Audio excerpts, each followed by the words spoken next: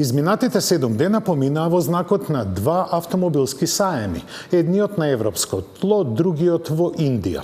За жал, осем перчења, стискања на мускули и најави за светла иднина не видовме плејада на нови модели. Во Брисел, вистинска светска премиера доживеа Mazda MX-30 со приклучен хибрид и наместо во Женева, сега во главниот град на Европската Унија, се обзнани автомобилот на годината според Европското жири. Пристигнуваат извештаи за продажбата во минатата година во која царуваше луксузот на тркала, а се огласија првите луѓе на компаниите обзнанувајќи ги своите размислувања. Денеска ќе ви ги пренесеме импресиите од тестот на Peugeot 308 со плагин хибрид. Добре дојдовте во новата премиера на Автомагазин.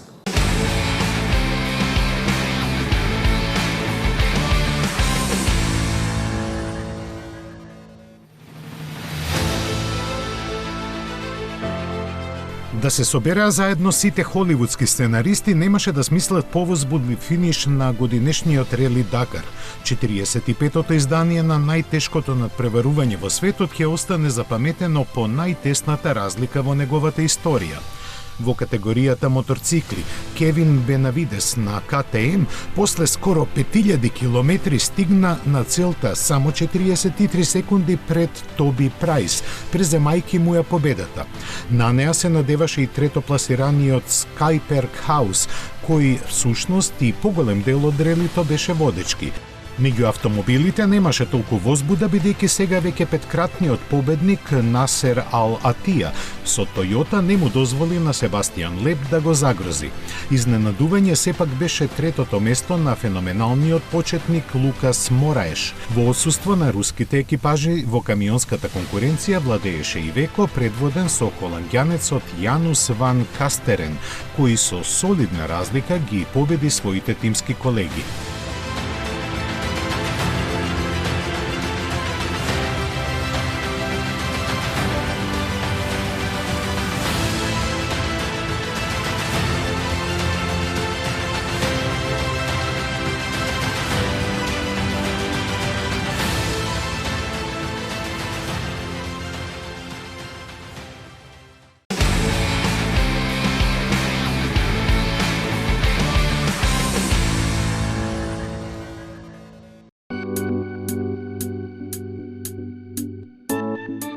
Европското жири по 60 пат го избра автомобилот на годината и како многу пати досега изненади.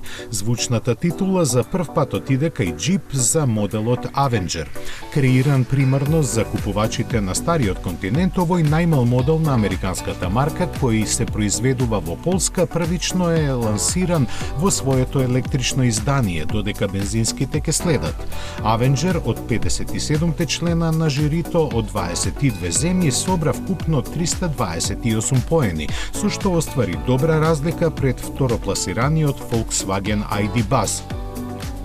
Во образложението на жирито се вели дека атрактивниот и препознатлив дизајн, комфортниот интериер и компактните димензии на Avenger му даваат исклучителна посебност во рамките на пазарот за кој е наменет. Stellantis има амбиции тој да стане најдобро продаван модел на Jeep во Европа, очекувајќи годишно да освои преку 100.000 купувачи.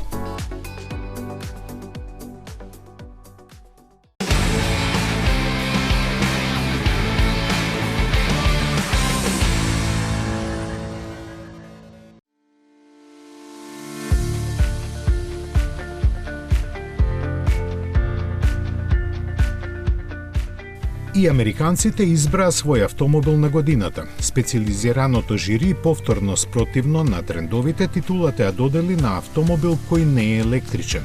Овој пат изборот падна на Acura Integra, што не е мало изненадување бидејќи лани победник беше Honda Civic. Јапонската спортска лимузина повеќе ги освои срцата на 50 специјализирани новинари од Соединетите Американски држави и Канада, отколку Genesis G80 EV и Nissan Z, кои влегува во финалето од вкупно 47 кандидати. Електриката сепак доминираше во останатите две категории. Титулата Truck of the Year, за која конкурираат пикапи и теренци, отиде кај Ford за F-150 Lightning, а за SUV на годината беше прогласена Kia EV6.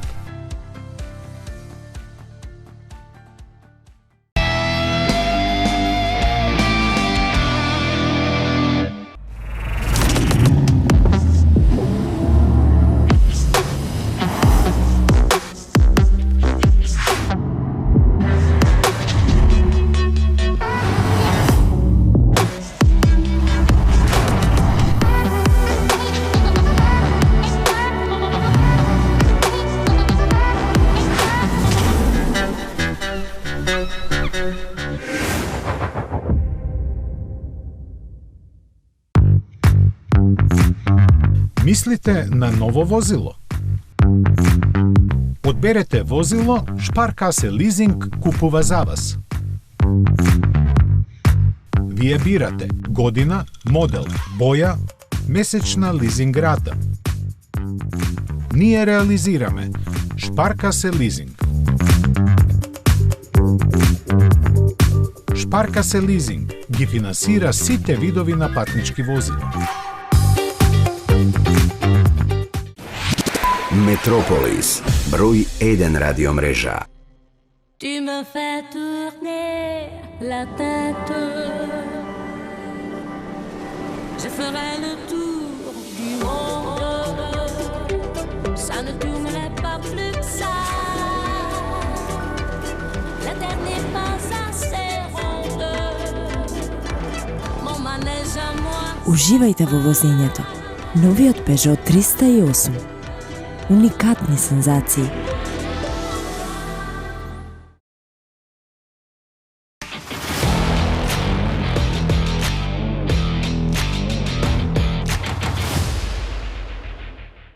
Јапонските марки се држат до традицијата. Во некои случаи тоа е извонредно, во некои е ретроградно. Иако помалку каска со електрификацијата, Mazda тоа го прави на свој начин. MX-30 како потполно електрично возило е представен пред 2 години, а сега, само за европскиот пазар на сцена доаѓа неговата изведба со приклучен хибрид и нов ротационен мотор. За разлика од Mazda, Porsche има цврсто зацртан електричен курс од кого не одстапува. Доказ за тоа е објавувањето на деталите на електричниот Макан, кој ќе има деби в година.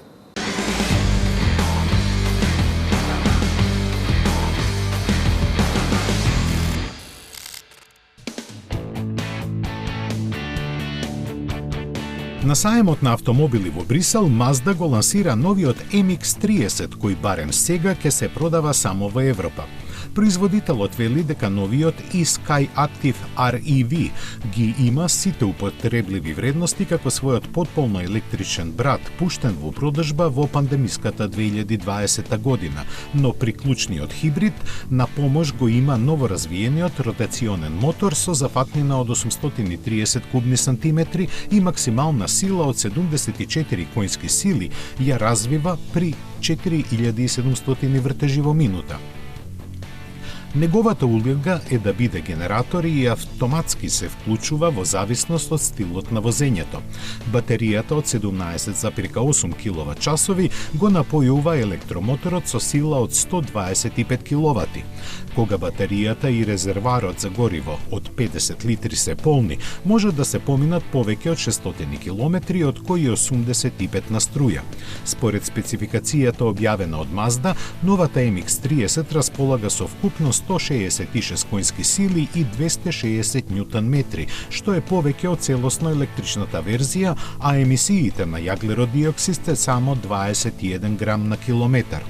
Полнењето е возможно на полночи со наизменична струја, каде треба 50 минути да се засити батеријата, додека на брз полноч е двојно пократко. Дизајнерски MX-30 го следи изгледот на останатите модели на куќата, а посебно емотивно делува отварањето на вратите во спротивен смер една од друга, веќе применет систем кај пензионираниот RX-7, кој исто така беше задвижуван од ротационен мотор. Токму поради тоа, MX-30 веќе го заработи својот прекар RX-7 Crossover. Во внатрешноста е присутна сета ергономија и удобство што се типични за Mazda, но и препознатливата тврдоглавост на употреба на помалку застарени решенија околу инфозабавниот систем.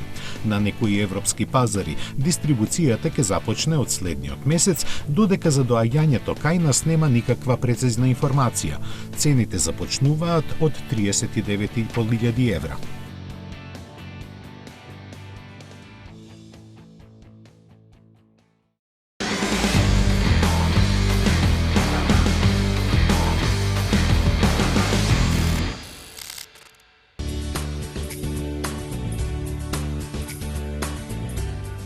Откако го одложи лансирањето за една година поради бавниот развој на софтверот, Porsche ги објави првите конкретни детали за електричниот Macan. Тој ќе биде поставен на заедничка премиум платформа со Audi и ќе има архитектура од 800 волти.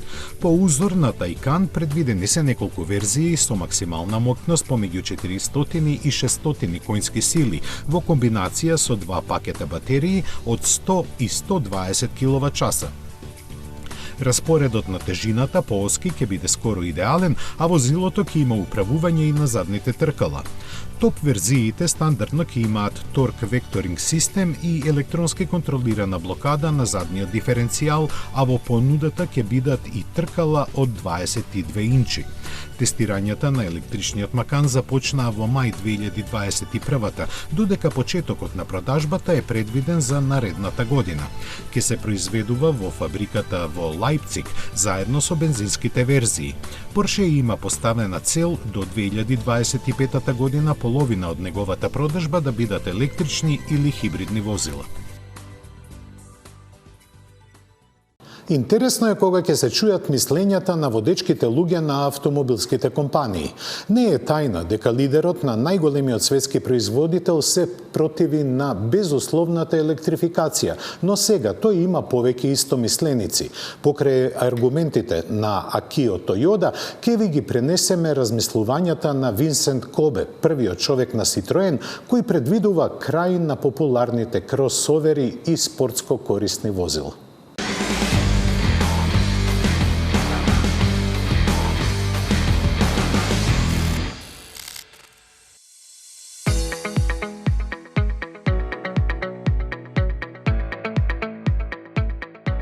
Не бирајќи зборови, првиот човек на Citroen Винсент Кобе во јавноста изнесе цврст став дека кросоверите немаат иднина.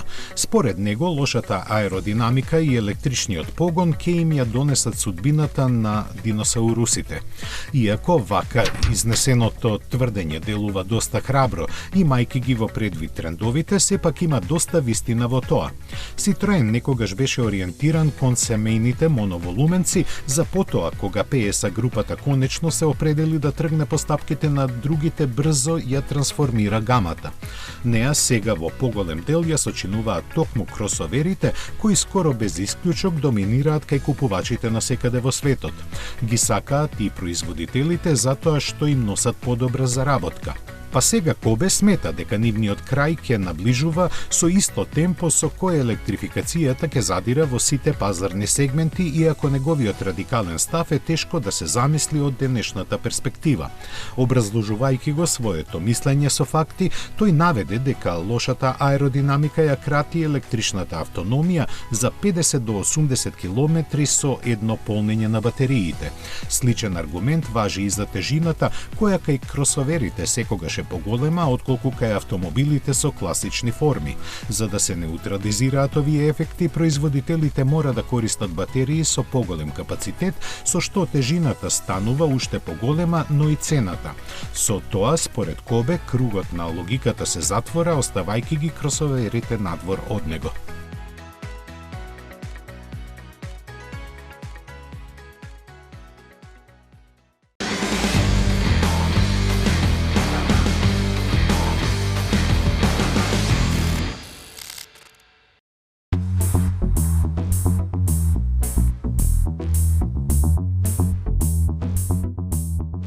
Акио Тојода повторно безвлакна на јазикот. Шефот на најголемата светска автомобилска компанија смета дека и другите негови колеги се сомневаат во целосната електрификација. Тој досега повеќе пати аргументирано се спротистави на форсирањето само на електричните возила. Апелираше на примена на различни технологии за намалување на емисиите на штетни гасови, но не најде на јавна поддршка од браншата. Сега пак тврди дека и останатите лидери од автомобилската индустрија приватно се сложуваат со него, доведувајќи ги во прашање плановите за комплетна трансформација на возилата во чисто електрични. Тој уште еднаш повтори дека треба да се работи на повеќе полиња и да се промовира и потенцијалната употреба на водородот и биогоривата кои се еднакво ветувачки. Вели дека другите раководители на автомобилските производители не сакаат да зборуваат на оваа тема, бидејќи сметаат дека тоа во моментов ќе биде контрапродуктивно, како за компаниите кои ги предводат, така и за нивните кариери. Според него, тие чекаат да спласне ентузијазмот на јавноста за да може нивното мислење да звучи поефективно. Акио Тојода сепак цврсто ја потврдува престојната електрификација на гамата на Toyota, додавајќи дека на нејзината идна позиција треба да се гледа како на стоковна куќа во која секој може да најде се. Според него, токму разновидноста е клуч за успех, бидејќи насочувањето на купувачите кон само една опција демонстрира неадекватност. Кризата, рецесијата и инфлацијата чудно се одразуваат врз луксузот. Додека марките посветени на народот се борат да се одржат на површината, луксузните бележат рекордни остварувања. На ред за луксузно возило се чека како за вруќо лепче. Некои од марките дури ги стопираат порачките и ги креваат цените до небесни височини, но тоа не ги загрижува купувачите. Пари има како кал, ама само за луксузните производи.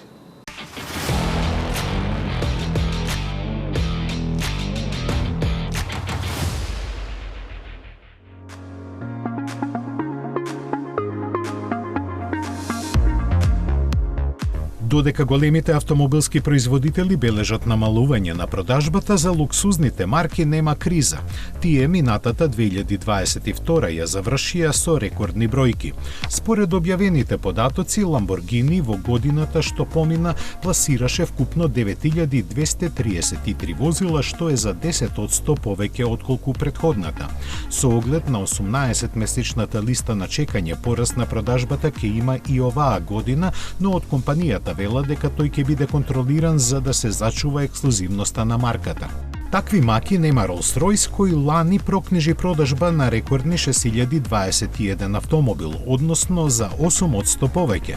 Британците посебно ги радува тоа што се зголемува и продажната цена на нивните возила, посебно на оние од персонализираните bespoke серии, која достигна просечни половина милион евра. Задоволни се и во Bentley, чија продажба лани се искачи за 4% на вкупно 15.174 единици. Најголема заслуга за тоа има Bentayga, кој освои 42% од купувачите на марката. Од компанијата ја истакнуваат и скоро рамномерната распределба на продажбата по региони, 29% во Европа, вклучително Велика Британија, 28% во Америка и 24% во Кина. И покрај кризата во синџирот на набавки, Porsche забележа пораст од 3%. Германците ги радува тоа што најголем дел од продажбата, која достигна 310.000 возила, отпаѓа на Cayenne, како и фактот дека Panamera и Taycan освоија скоро идентичен број купувачи.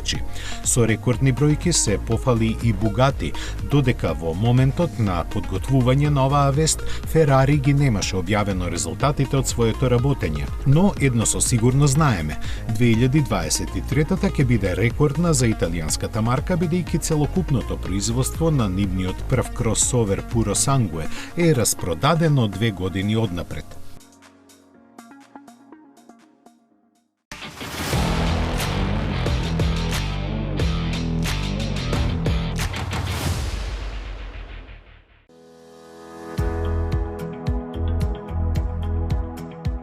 Поминаа 50 години откако Opel го пензионираше спортскиот GT, а и ден денес остана нејасно зошто славниот возед остана без наследник.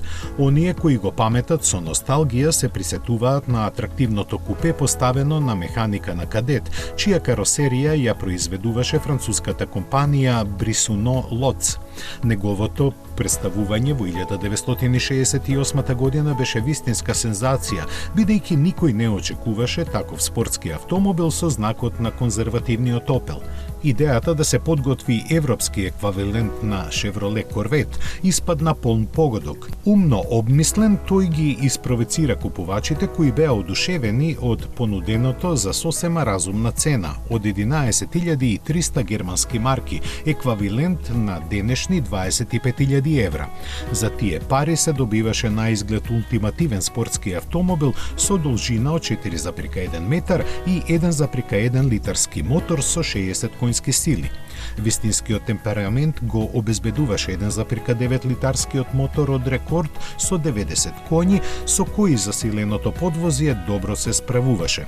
4-степениот менувач овозможуваше забрзување до 100 км на час за сосема солидни 11,5 секунди, а заради одличната аеродинамика уверлива беше и максималната брзина од 185 км на час. Сето ова беше доволно до 1973 година, кога престана да се произведува, да бидат продадени 103.463 примероци, од кои повеќе од половината во Соединетите Американски држави.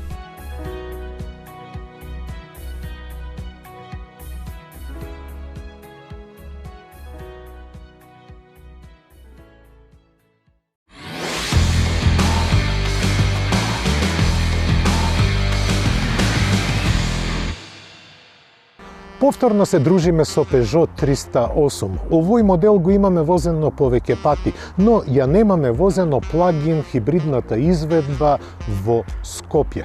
Оваа комбинација произведува заедно со турбобензинскиот мотор 180 конски сили, но денеска ние нема да ги впрегнеме сите 180 коњи. 7,4 киловатна батерија има во каросеријата на овој 308, која треба да обезбеди електрична автономија околу 30 на километри.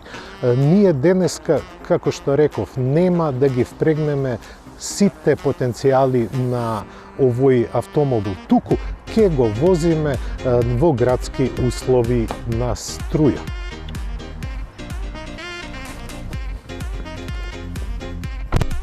Она што најмногу ми се допаѓа кај Peugeot 308 е неговиот интериер. Направен е навистина скулптурално.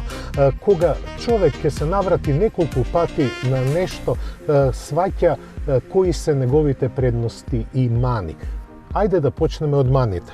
Како кај секој Peugeot не ми се допаѓа поставеноста на воланот, бидејќи мора, за да ја видам цела инструмент табла, мора тој да биде на многу ниска позиција, која не ми прави комфортно да се чувствувам кога возам динамично. Но рековме денеска ќе заборавиме на динамиката.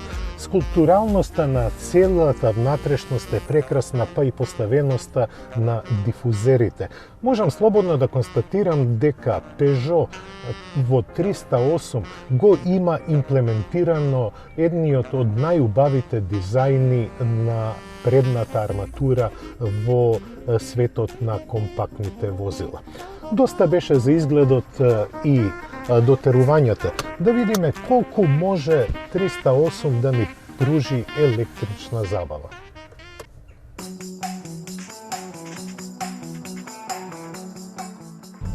Електричните возила се еколошки, но тие овозможуваат миграција на загаденоста од градски средини во средини каде што се прави струјата. Токму и сега 308 го исползувам во електричен мод на возење. Неговите предности се очигледни. Електромоторот овозможува убава агилност во градски услови, но и линеарно движење. Ограничувањата на брзината во градски услови се 50 км на час, па немате потреба да имате испади во кои ќе ви треба екстра сила. Токму во овие услови се вози исклучиво на електричен режим. Тоа овозможува и во град да ја регенерирате батеријата, бидејќи секоја употреба на сопирачките или пак на одземање на брзината ја надополнува батеријата. Искуството е повеќе од интересно, бидејќи ја немате бучавоста на моторот, можете по-лесно да уживате во музиката која ја слушате и да се посветите на една лежерна атмосфера која ве обкружува. Peugeot за хибридните изведби на 308-ката има неколку нивоа на опременост. Ова што го тестираме е почетното, што значи дека нема многу украси. Целата внатрешност потсетува на старото школо. Значи, имаме убава прегледност на инструментите, дури и мониторот на централната конзола не е преагресивен и преголем, но ги има сите неопходни функции. Ке повторам дека возечката позиција, односно позицијата на воланот не ми одговара најмногу, бидејќи е многу ниска. Но тоа не ми пречи многу во градски услови на возење, бидејќи немам потреба од нагли маневри. Кога возите во електричен мод имате и повеќе предизвици за возење. Зборувам од оние психолошките, бидејќи ќе се навикнете да се надпреварувате сам со себе, да направите што можете повеќе километри на струја и што повеќе да ја регенерирате батеријата за да уживате во електричното возење. И кога возите на познати маршрути, повторно возењето ви открива една нова димензија. Димензија која ви дава едно чувство на еколошка припадност и еколошка одговорност кон својата околина. Тоа задоволство чини пари.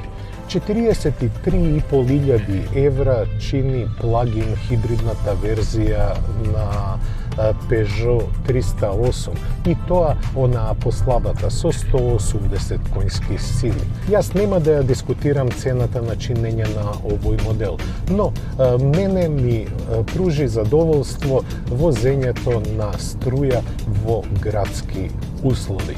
Но колку може да се исползува струјата кај нас? Веќе поминав повеќе од 24 километри во градски услови, батеријата ми сигнализира дека е празна. Сега нормално, самиот систем ќе го префрли работењето на моторот со внатрешно согорување. Иако го имам на располагање овој мотор и повеќе од 3/4 полн резервоар, јас сакам да сум со овој автомобил еколошки одговорен. Тоа значи дека сакам да го возам во град само на струја, па да идеме да ја наполниме батеријата. –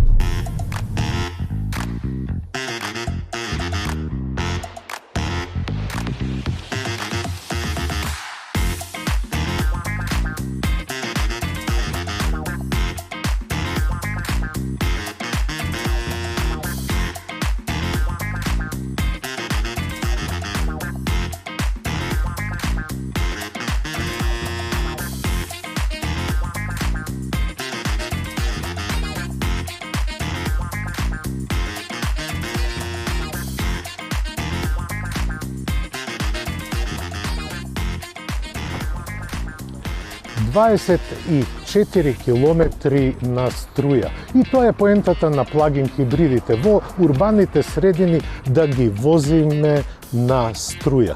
Но, колку можете да го возите на струја? За жал се обидов 2 пати да ја наполнам батеријата, но неуспешно. Не затоа што нема полначи, туку затоа што се зафатени.